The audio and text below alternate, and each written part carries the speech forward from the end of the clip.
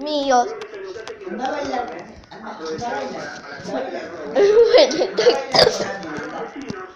Estoy con mi vecina y tengo un perrito. Venga, Lanchester. Vení.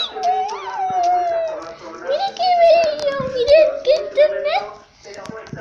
A ver, este se va a hacer famoso. Mira, que raza linda. El puchucho. Lanchester tiene 4 años y me quedé porque mi mamá tenía que ir con mi hermano al doctor. Pero ¡dónde! Que me quiero chupar la cámara. Ay, no sé, yo no puedo con nada. Estás ahí, vamos. Vamos.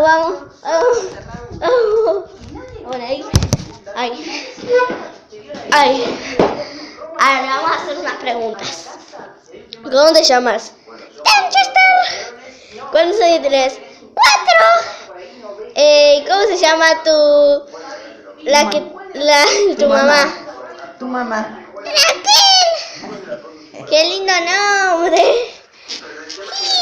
Me gusta. ¿De qué color es tu ropa? Violeta. ¿Sos nena o nene? Nene. ¿Quién te regaló esta ropa?